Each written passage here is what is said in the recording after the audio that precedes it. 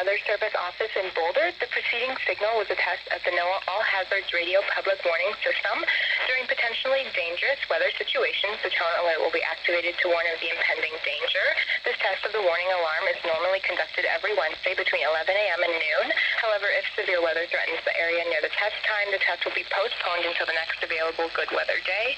Reception of this broadcast and the warning alarm may vary at any given location. This variability will normally be more noticeable at greater distances from the transmitter, even though you are using a high-quality receiver. The warning alarm tone will be activated for hazardous watches and warnings for all of north central and northeastern Colorado.